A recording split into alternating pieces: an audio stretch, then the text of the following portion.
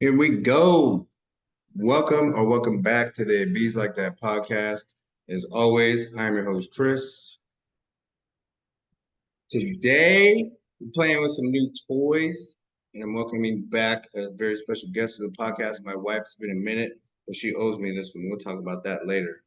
Um, so the story with the music, I got some new tech.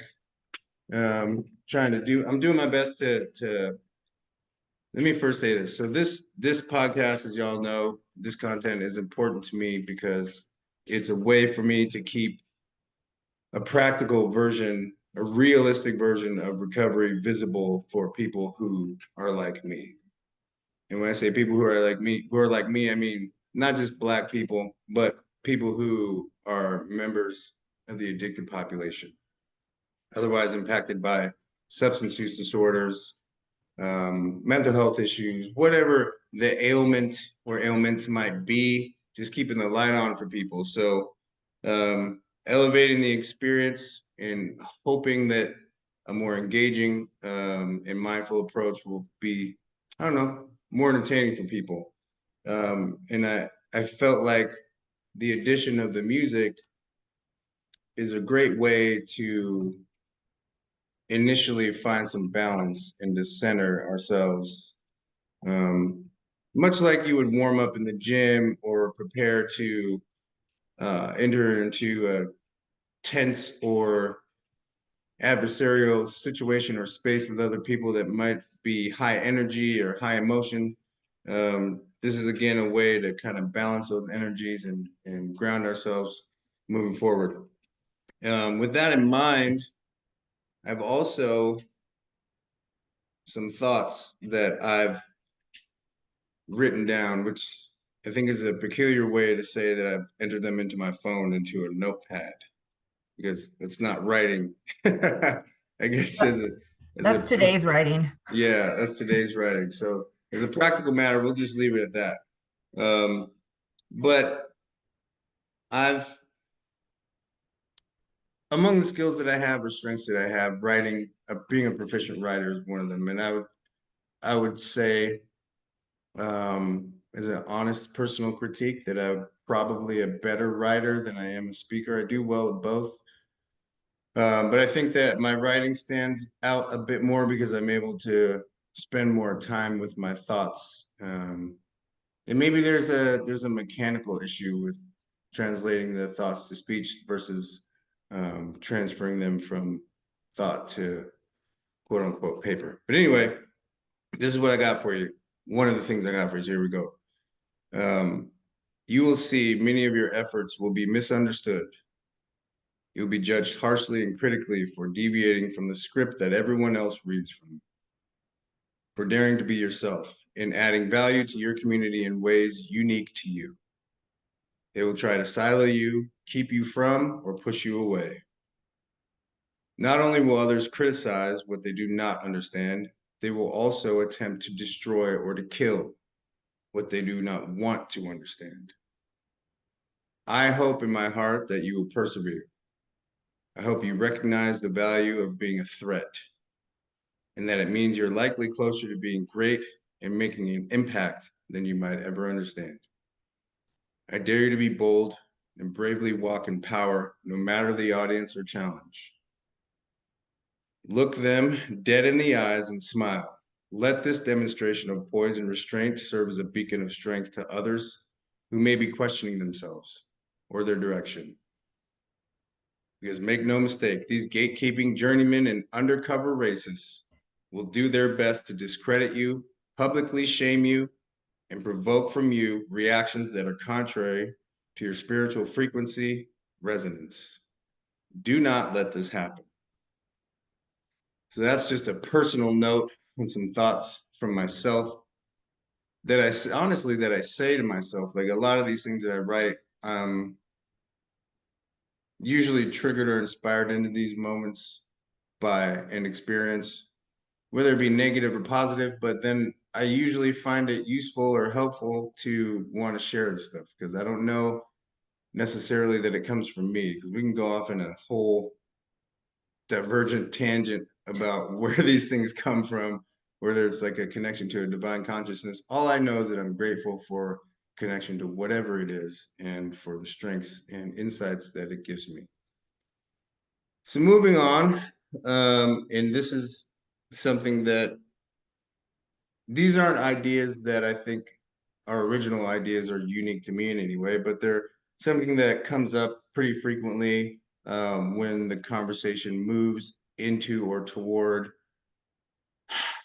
race politics, equity, equality, whatever the case. And especially when we're talking about change. Now, this morning while I was doing my cardio, I was thinking about these things, and maybe we can connect a little synchronicity to this. Maybe it's luck, maybe it's something else, I don't know. But I was listening to a podcast by someone who I will define as, I guess, Black excellence leadership, community curator, freedom fighter, and boldly stated and devout abolitionist. His name is Corey Best.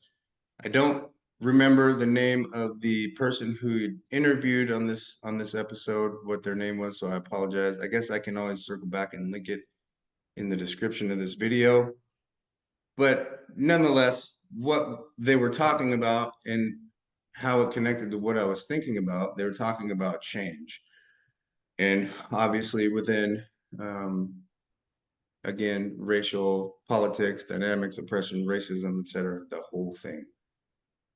Now, it can be difficult, I understand, if or when motivation wanes. What do you lean on to create or sit with any kind of real stamina? Because for centuries long, and maybe not for the human being experiencing it, but for the group of us, centuries long, this fight has been largely unchanged. What I mean by that is we have the same conversations about the same things since chattel slavery to Jim Crow to Civil Rights Act to, I mean, mass incarceration, you name it, to the things that we talk about now. It's all the same thing, so it can feel redundant and discouraging and frustrating when the change is nominal at best if looked at on a larger scale and then compared to the amount of time that it's taken to move from one to the other. Not to say that none's happened. But anyway, when we move to that topic of change, what was posited on the podcast and unpacked a little bit was that, at least by dominant culture, the immediate or default direction is to look to interpersonal violence within the Black community. What is, like, so more commonly referred to as Black on Black crime, instead of changing the larger carceral systems that are the genesis or impetus or creators of other larger social issues like poverty, state violence, the legalized kidnapping of Black and BIPOC children in real time happening today. Where my head goes with this, and this isn't a counter to that, but I just, the nature by which my mind operates, I ask these questions because I have to ask them to myself first before I can ask them of anyone else. If you honestly believe first that the larger structural issues must be the ones that are changed or must change in order to create space for the personal accountability that I think is requisite in our communities, right? So what I mean by that is like we stop killing each other and like the other things that are directly correlated or linked to poverty. So we're talking about the crime any way you want to define it. Now, when I ask that question, I'm also asking at the same time, where's the boundary for personal responsibility? Because it's obvious, it feels obvious to me that any person on this side of abolition in the freedom fight believes in a moral reformation of character in the individual. If you didn't, there would be no way that any singular person could stand so boldly in favor of things like abolition, racial equality, the end of mass incarceration, et cetera, or calling these things forward, or continuing to at least have these conversations until we start to see the needle move closer towards equality and equity. Now, obviously, there will be moral and ethical deal breakers along the way. But I'm going to say this and then ask my wife, like, kind of what her take on this whole change part is. I'll give you a specific question, because I know this is a lot. I've said a lot in the last few minutes. But isn't it true, though, that even for the most self-aware of us in the quote unquote movement, and I admittedly am new to this space, um, I guess we like the abolition space. The other stuff that I talk about, equality and race politics and stuff like that, I'm pretty savvy, but this is a new space that I'm in. So I'm asking questions from a genuine position of curiosity and really wanting to know. Um, but anyway, even for, like I say, the most self-aware of us in the movement, that there aren't ways to preserve our mission and our truer selves while navigating the minutia, I guess, or the more nuanced and complicated issues that I have to believe based on what I observe issues that intersect at personal responsibility and structural reformation. So what I mean is, I don't know that it's a chicken or the egg conversation. I don't know that, let me put it like this. So and I'll do this, I do this a lot. And babe, you can relate to this, like being a person who's in recovery, we have the same exact amount of recovery. I might be a little older than you. That's a joke. Oh, wait, maybe a couple hours. Yeah, maybe a couple hours because Yeah. I went to detox before you. But so just moving this, and this makes it easier for people. It makes it feel less challenging and daunting and so overwhelming and hopefully less cumbersome. But moving it to a personal perspective or lens, looking at it like, all right, a lot of the stuff that happened, and you can just at the same time just picture larger structural issues, racism, poverty, abject poverty, and all these things that affect a lot of Black communities, and our own journey out of desperation, right? So, while not the same, you can draw some parallels, right? But looking at it and thinking, okay, my parents were the system. For example's sake, looking at that and saying, okay, a lot of the shit that the system did to me, like my parents were the system, right? So they created an environment for me that was difficult, if not impossible, to thrive in because I had other priorities like social survival, literal survival in my mind, even though like at 6 after being sexually abused, I'm trying to rationalize how I can protect myself and survive when really I have no way to do that because I don't have anyone protecting me. Right. The same way that we look at some of these communities, like with the people who protect other communities are the people who are predatory in my community. So we can talk about police, or over here we can talk about older family members who can overpower, manipulate, lie, whatever. So my parents being the system, creating these disparate and oppressive structures, right? My dad's drugs, my mom leaving when I was super young, all this stuff. None of these things were my fault, but they were created by a system that worked for these people who were in power or should have been responsible for me. Does it make sense? So none of that shit was my fault. But now that I'm an adult, where again is that line that separates shit? I mean, when do I start on my journey? Because I can't stay stuck. I knew that I had to move away from ruminating about the things that were out of my control and accepting, like getting to a place of radical acceptance about the things that are now my responsibility, no matter whose responsibility they were or fault they were that they happened or that these conditions were created. I had to then look around and say, what do I have in my disposal? System-wise, tools, allyship, support. It's the same in my mind. It's a logical, you can kind of hold them up and see these similarities here. We're just talking about change. So with that example, and then moving it back to structural change versus personal accountability and change. Do you think that,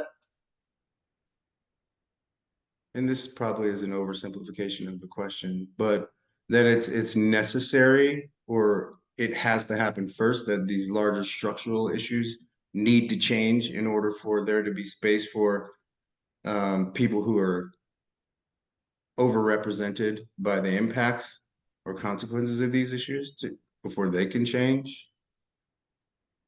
No, simply no. I mean, because we see it in like, your basic grassroots efforts, right? Like that's not huge structural change yet, but it's making a change there in their community. Um, I, these conversations about race and stuff, I always feel like I'm out of my league. And so I'm like, what? Just because, I mean, like it's the obvious is there as a white woman, growing up in all white Whatcom County pretty much.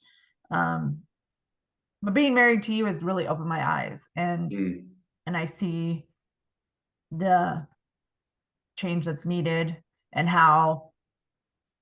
little how very little we have come in the structural changes that you're talking about. And that is, I mean, I'm frustrated and I get pissed off. I can't even imagine, how you feel or, people of color. It's crazy. I'm sorry, go ahead. No, I was just going to say, but no, I think it has to start with the one person, with me, like taking that accountability and responsibility and turning it around and teaching others. Right. I agree with that. And it's crazy because this stuff,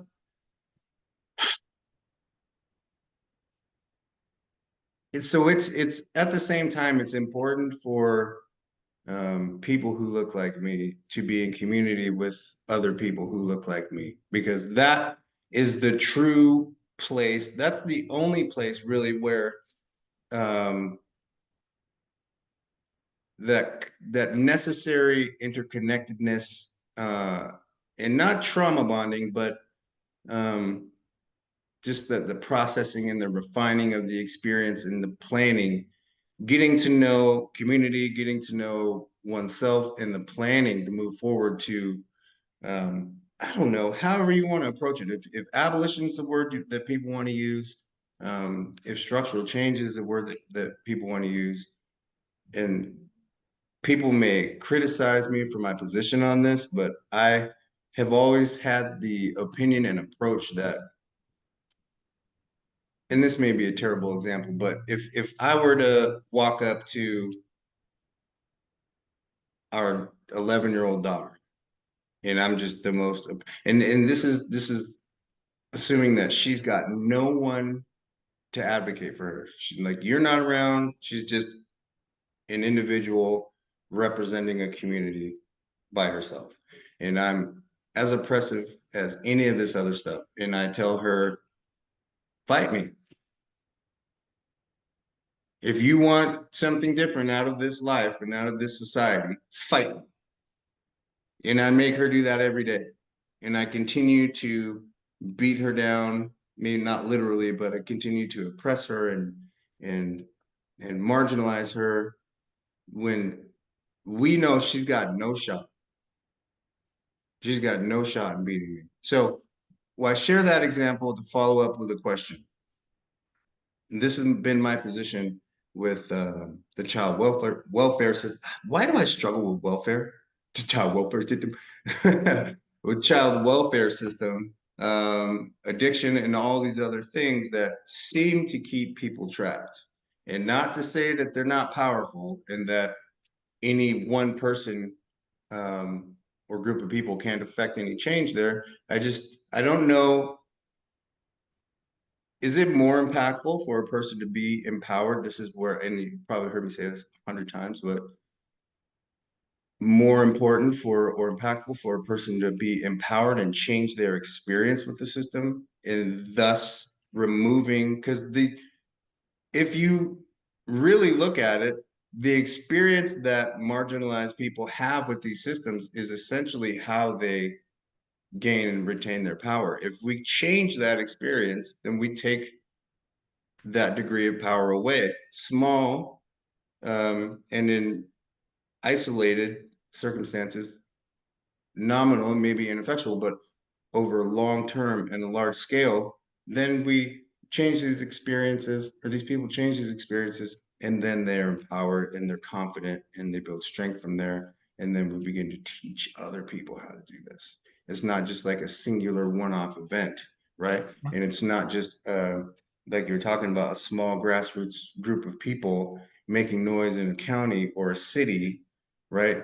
And just trying to like they got these little teeny arms trying to fan out and reach as many people as possible when um I feel like the wingspan of experience changing is almost infinite. I think that just to cast a wider net, that's the kind of thing that needs to happen because of a few different things. Like people become possessive, there's tribalism, there's territorialism, and like you have to be in this box.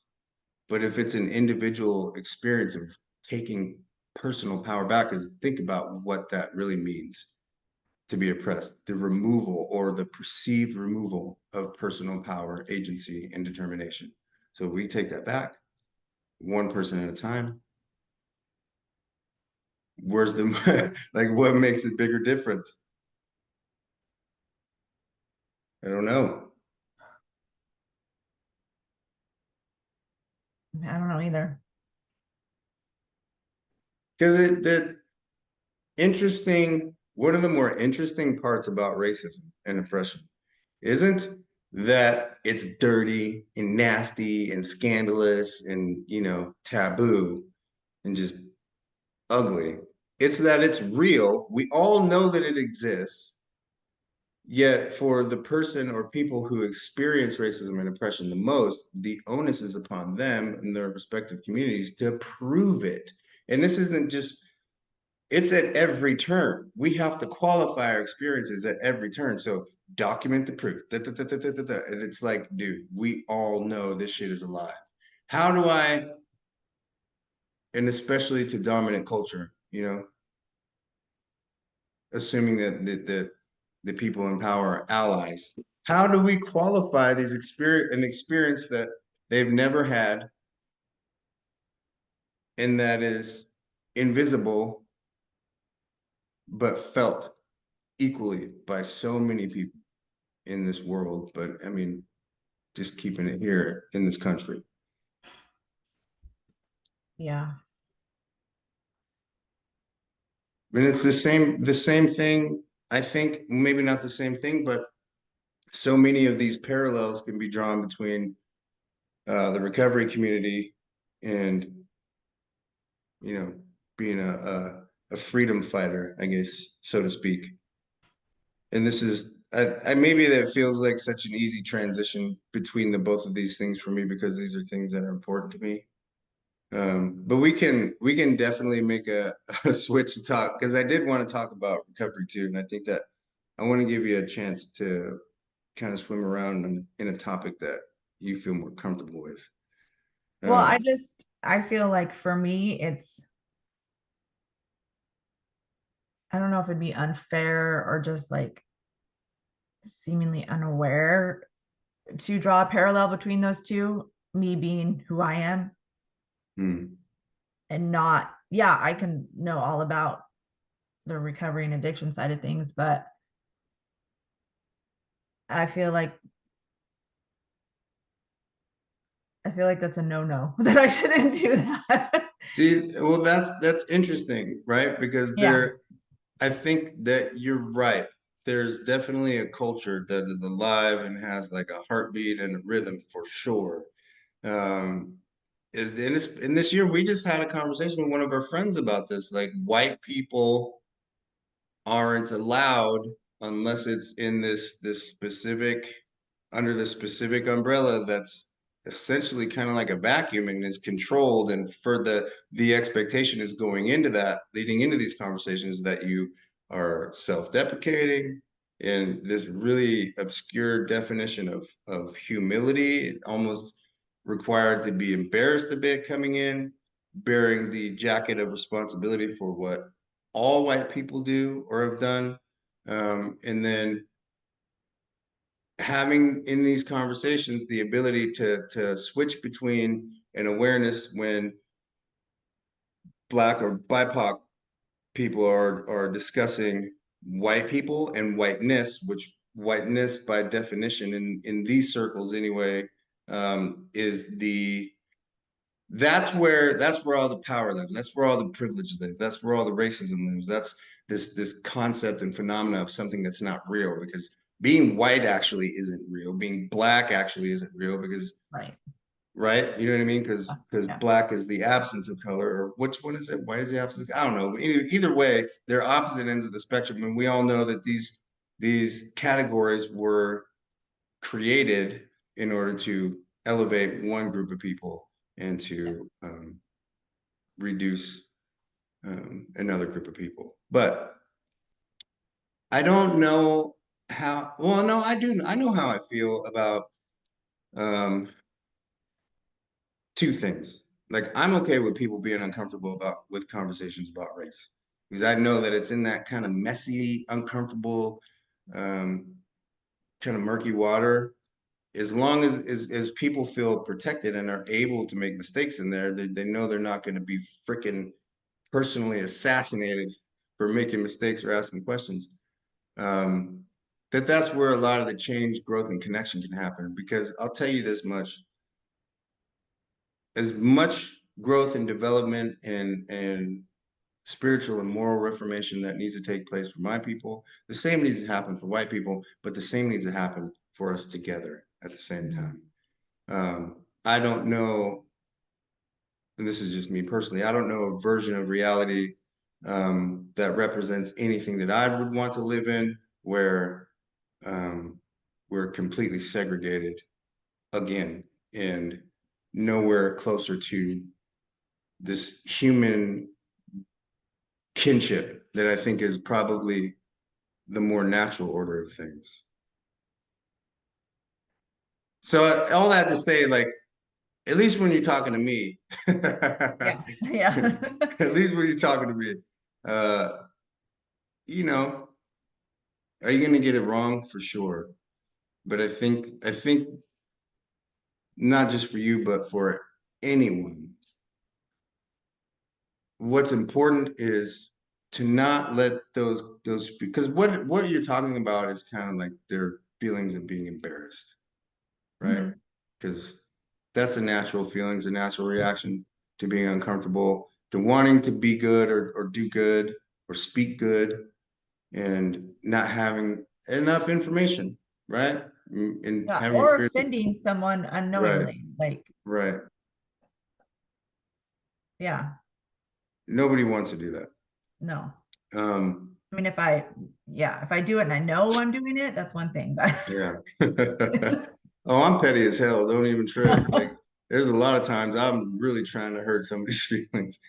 And I think, and I mean that. And when that happens, um, I think where I was going with what I was saying, like, it's important to not let those feelings of potential embarrassment or not to lean into not having the information or that fear represent in you like a moral failing or a personal failing in any way, because just by nature of you being in conversation with me or other people of color, that if people are honest with themselves and you're honest in your energy there, that is an honest representation, I think, of an intent to learn and be a part of change.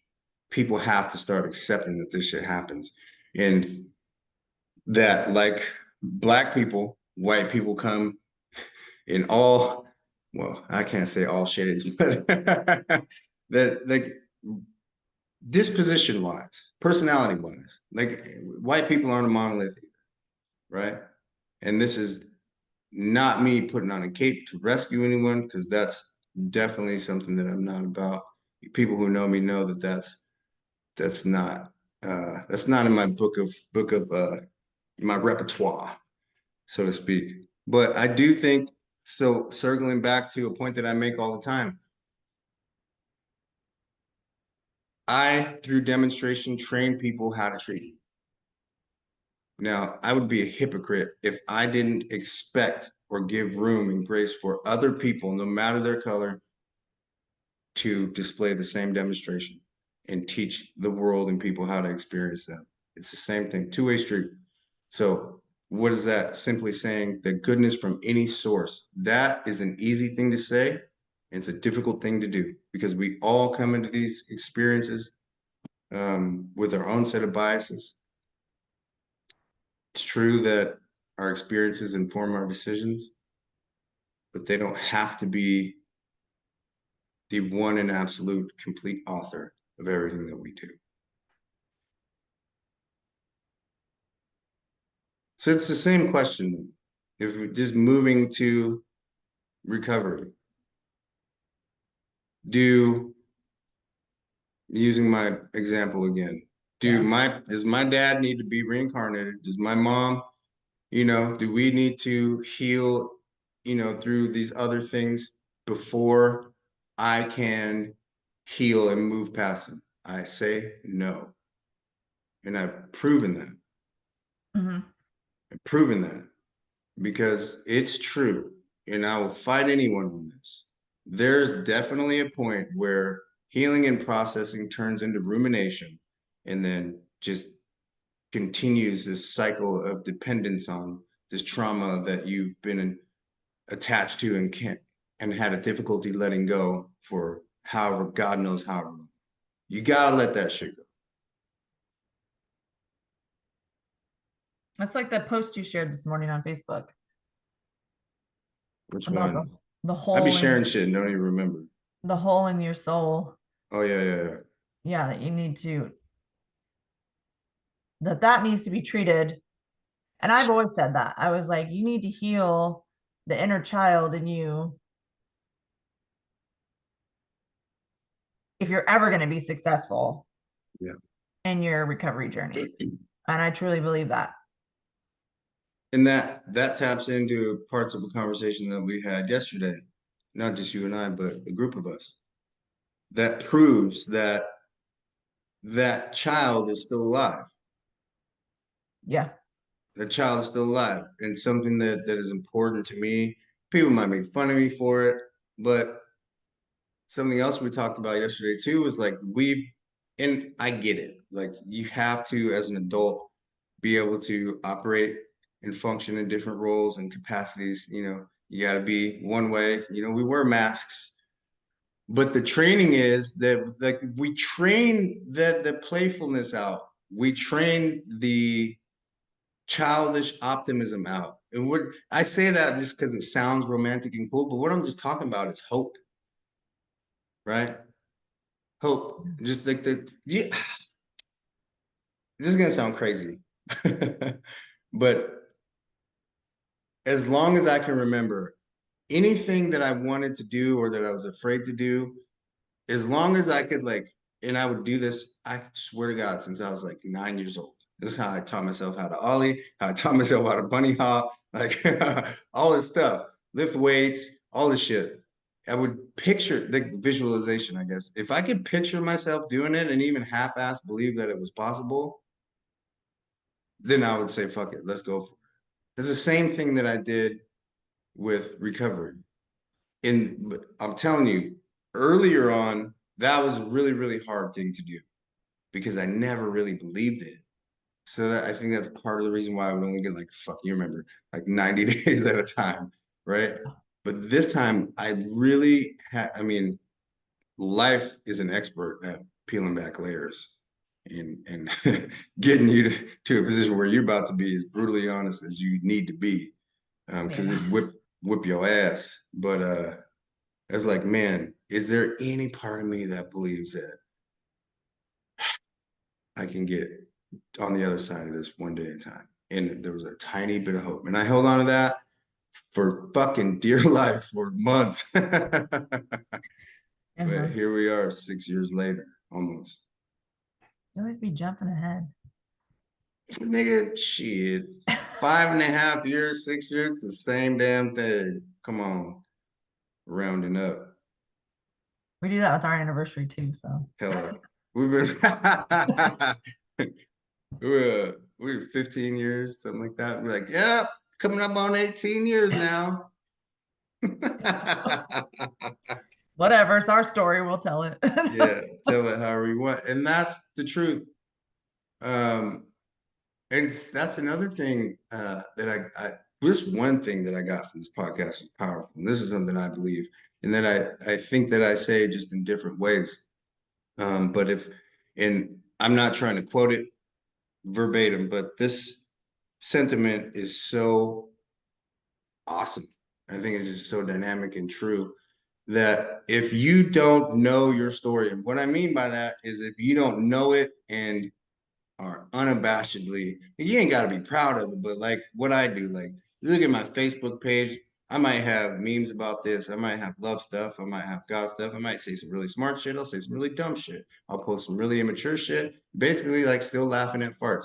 But if you can't be that comfortable with all parts of your story, be able to recite it by heart, verse by verse, reference the chapter, page number, right? And deliver that connection to emotion and experience to people.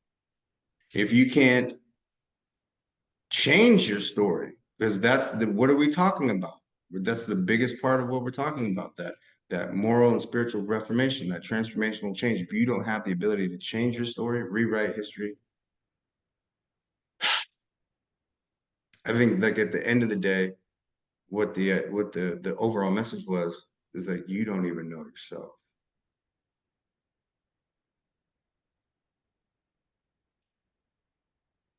I agree. Boom. Where's your sound effect? I just did it. Oh, I don't hear it on my end. That's too bad. So I'll you do didn't it. hear that.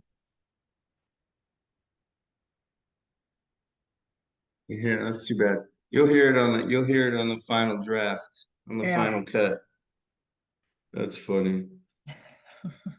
So what was it for you? Because we may have similar answers.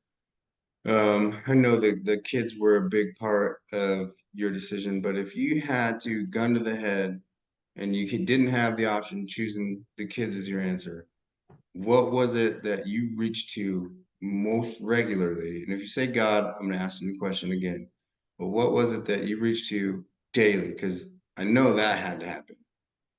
That through this hardest times, because you've been through some shit since we got sober, like losing your dad and some other personal stuff that's not my place to share. But the stuff, what is it Yeah. that you reach to daily, especially in the beginning? In the beginning, it was definitely I wasn't raised in the most healthy home, but it was on the outside in an intact home. And and then as I grew up, I knew because I had lived it and I wanted it. There was a better way of life that I didn't deserve, no matter for all the shit that I'd done that I really didn't, and my kids didn't, that we didn't deserve Mm. the life that we were living, that we deserved a better life, and that it was attainable because we'd had glimpses of it, you know? Mhm. And so that's really what I went back to often, was like, this isn't what my life is going to be. This is not going to be, I'm not going to, like, there's more, I'm more than this. Yeah. And just really believing that, I say it all the time, that my mess is my message, and just really wanting to come full circle with that. And, you know, um, getting out of that cycle, because that's not, I was trailer, but I'm not trailer trash. Hey, Stoops. Stoops. So I talk about all the time, and I mentioned it at the beginning of this podcast, that this content is important to me for a few different reasons. But the most important thing, why I started doing this version, why I started the Bees Like That podcast, is because I knew that it would be difficult to, with our life and a young family and all the stuff we have going on, to on a one-on-one basis. I knew that the reach would be nominal. And not that I have like this massive reach now, but I have the potential to do it. And I know that I have the skills and the message. So the goal is, like I say, to keep a practical, realistic version of recovery visible for people. Not just who look like me, of course, who do, but for people who come from where I come from, grew up in the neighborhoods I grew up in, know, hear, and understand my voice and the things that I say, like they connect with it. I don't have to explain all the other, like any of the subtler things that you wouldn't get being an adjacent experience in person, right? Like I said, keeping the light on.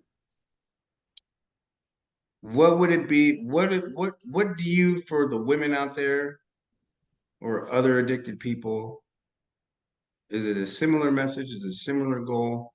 What drives you most um,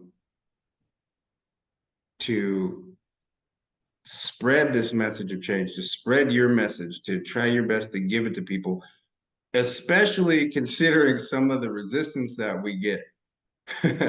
You think coming into this work that you're not going to get any resistance, but you do, Yeah. right? I mean, it's really just about sharing that hope, our stories are pretty different up until like adulthood. Mm. Um, I mean, they're exact opposite pretty much. But reaching the moms, the women, the girls, because addiction touches everyone, especially with Mm. fentanyl. We're seeing it more and more and more. Like, it's everywhere. Yeah, And you can be the good kid with the good grades, and was involved in sports, that falls into right. addiction, and then your life is a train wreck, and you can get out of it. But I think just giving people hope, and and to be real with them, because so often, you got these service providers, you got people that are working with these addicted people, and they're like the rose colored glasses, and you just don't use, or you feel like it, call me, like, Mm. sometimes that works, but I'm really real with people. Yeah. I'm real about, what I went through, what they probably will go through. Um, yeah, I just like to be, especially with, the moms that I work with. Yeah. And that's such an important point. And I know that people overlook it and they just look at it as um I know you don't because you understand, but I don't know that overall people understand the deeper connection between, because listen, man, the fucking life of a full-blown addict is serious. It's real as shit. Like there's no pretending to be an addict in full-blown addiction. No. Everything is serious, everything is real. So from that lens, there's not a lot of room for fuckery. Now the addict will give the normie or any other addicts, you know what I mean? They'll try their best to game and angle or like, you know, to move shit around in their favor because they have to try to leverage and position themselves so they can protect, you know, their solution. That expectation is fulfilled. Not surprised by any of that stuff. What surprises me is when you say that, and I agree 100% that there's this misunderstanding that being real with someone like you're talking about, if I understand it right, is to like what you say, kind of coddle, soften the blows, you know, kind of glance over the things that are more sensitive because you don't want to trigger someone into a relapse. Check this out, dude.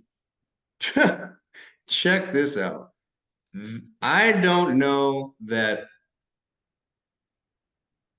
like any of the other shit that really pisses you off when you're pissed off when people say, especially this one, you know, you choose to get angry. You choose your reactions. Say, man, it might be true, but sometimes it don't feel like it, damn it. Sometimes it feels like you fucking pissed me off. Bad. But if I think that elements of that are true, we can pick our reactions, but I think that anger is a normal emotion. We get kind of maligned for being angry because it makes other people feel uncomfortable too. But we can't afford to play this game where we try to anticipate how an addicted person might feel or react.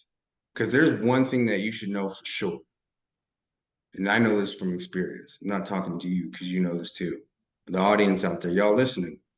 People in full-blown active addiction, their next use is a certainty, guaranteed, until the exact moment they choose to not use that next time, or the choice is removed and they're either dead or they go to jail and they don't have access to it.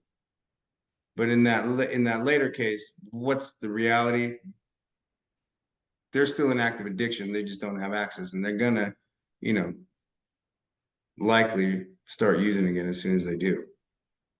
But the moment that a person chooses to not take that next drink, shoot that next load, no Diddy. Ha! I've been looking for an opportunity to say that. Hey, um, or whatever, you know, whatever their drug of choice is.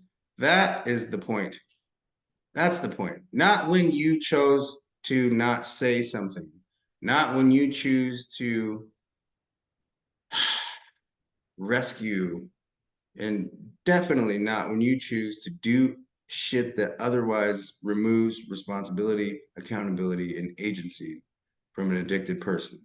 Yeah. That's not, I mean, it's hard because we're really good at that manipulation of emotion, right? Like Mm-hmm. you if I swear to God, if you kick me out, I'm gonna go get loaded and I may not live again. I may die. I'm gonna drink myself into a coma. I'm gonna go get drunk and I'm gonna kill myself. Now, I'm not saying that people should look at people and be like, go ahead. Or like try to call anyone's bluff. What I am saying is that you setting boundaries, you being real and authentic with people, even when they're suffering and in their addiction, you're not the problem. That's not the problem. Yeah. Never.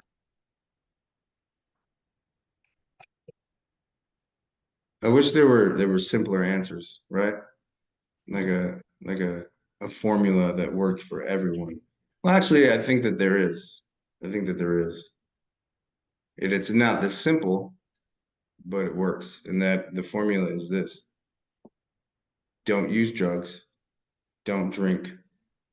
Sometimes that might be 5 minutes, that might be for an hour. Eventually, you work your way up to 24 hours at a time. The next thing you know, you look up, life is different. Then you look up again, life is better. Look up again, you have a completely different life. And now you're in control and you're writing your own story. You're disallowing alcohol and drugs to do that for you. Yeah. I hate it when people Yeah. say, huh? Oh, go ahead. When people say, it's not like I chose to wake up and be an alcoholic, or I chose to wake up and be an addict. Okay, man. You know what? You kind of did though. Every time you chose to step up to the plate. Every use, every at bat just was a drop in that bucket. You're just banking that addicted karma, building your stamina, your tolerance. Anyway, what were you gonna say? I don't remember. Oh man, you gotta start writing notes. I know. I Write it know. down. I can't remember. Damn it. For the women out there who find themselves in this moment listening to this podcast or on this day, maybe they haven't used yet, maybe they haven't drank yet, maybe they have, maybe they're on their way to detox, maybe they're on their way to treatment, and they're having second thoughts about going. Maybe they're on the fence. What would you say to that mom, to that woman, to your sisters out there in this moment right now that could potentially help them make the better decision for themselves? Well, I used to say it to people at detox when they would be like, oh, I'm gonna go when they're supposed to leave for treatment the next day. And I'm like, dude, you can go and you can go back to the misery. You can go back to the life that you were living and be exactly in that same spot 30 days from now, or worse, maybe dead. Or you can try this for 30 days. And I mean, they say in AA all the time, your refund can be full, your misery can be fully refunded. 100%. And it's true. And just, like just try it, like parents and dependencies too. Like it's like, God, they waste all this time and it's like 4 months goes by and you're like, dude, you could have had a totally different trajectory, totally different life right now. And they don't see it in that moment. And it is hard to see, but it's just taking that first step, like try something different. Like, are you happy? Are you happy? Right. Are you fulfilled? And, I mean, you already know the answer. Yeah. And, You're right. You're so right about that. And I think, especially with the parents and dependencies, right? The problem for so many of us, and just as people, is that we have this idea or expectation that we're going to try something, and we know from experience that with recovery, the results aren't going to be earth-shattering, right? The first day you stop using, your life doesn't get better. No. You feel like shit. Yeah. People are still pissed at you. A lot of people still have warrants, right? And if you're talking about parents and dependencies, you have that plus everything else on top of it. We're talking about services, all these freaking people in your life and your business kind of just mucking about and asking all these crazy ass questions that you're not prepared to answer. No one is prepared to answer because we've never had this level of scrutiny or questioning in our lives before. Right. And let's say that you're a person who doesn't articulate well. Right. You don't. Doesn't mean you're stupid. You know what I mean? You just don't do well when you're anxious speaking. Right. Right. Right? In those moments, it can be so frustrating because it is important to remember and reference that these other larger truths about that experience, which is easier for us to do because we've been through it. Yeah. But at the same time, because we've been through it, we know that even if so the attitude is useless saying, well, it's not going to fucking make a difference today. That's a pretty narrow perspective, right? Because the rewards with stuff like this compound over time. Yeah. And I was Sometimes telling, quickly, sometimes slowly. right. And I Yeah. was telling a parent last week or earlier this week. Like, man, it is hard right now. You know, they were on their way to treatment. I'm like, it is hard right now. You're gonna miss your family. You're gonna miss seeing your kids for this, 30 days or whatever the case might be. I'm telling you, man, on the other side of this, when the rewards start coming in and when they start rolling in, like it'll be a trickle at first, and then you'll ride these waves, but man, those waves, even though they come in and they dissipate, they get bigger and bigger and bigger, man. And they're closer together. And even during those low spots, you're still getting hit with blessings, man. Right? Like the rewards are still coming in and it's so powerful. And I hope that you're able to hold on long enough to even just get to the beginning of what that feels like. Yeah. Right? Yep. Because man, there's nothing like it. It's like yesterday, and we got Pipes a bike. She wanted a new big girl bike, so we made that happen. And I'm telling you, I was so excited for y'all to come home. Like I'm, sitting in the garage waiting with my phone. Like I was so pumped just to see her happy about her getting her first big girl bike. She was stoked. Yeah. But these are the kinds of things that I'm talking about. Like Yeah. a lot of people get it, right? Parents, especially, they get it. But addicted people, this is just like that Facebook post. You love these kids. I know you do. But when we're in active addiction, there's an element of connectedness that just isn't there. It just Right. isn't there. You got to get that removed. And the further removed we get from that disconnectedness, the closer we get to these experiences. And that's like, do you see almost 6 years later, and I got 5 kids. And then like this is still so rejuvenating and exciting. Like when I was using, I would have been loath to fucking think about driving into town to buy a bike. I could wait till tomorrow. Mostly because I'm too drunk to drive. You know what I mean? Mhm. But yeah, man, that and experiences like it are, if that's not a larger part of what life's about, then I don't know. I don't know. I mean, it is unfortunate that to know for sure that there are just mathematically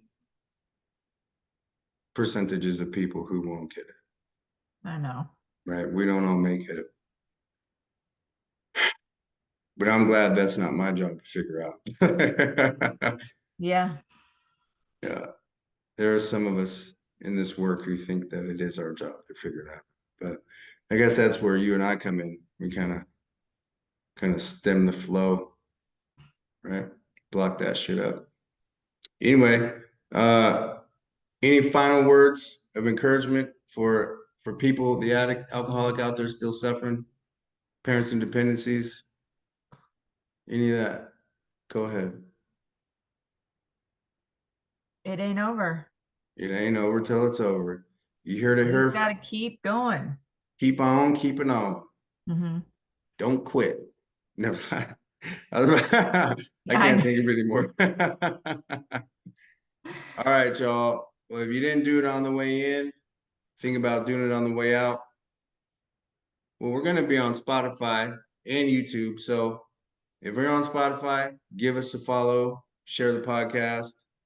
If you're on YouTube, watching this on YouTube, hit that like, subscribe, and share. If you're on Facebook, like and share this podcast. Spread the word, man. We're not just out here for funsies, right? We're out here trying to, like I said, keep this stuff visible. People got to know that it's possible, y'all. And at one time in my life, I wasn't shit. Now I am. Good. No. Hell yeah. Peace, Peace. y'all.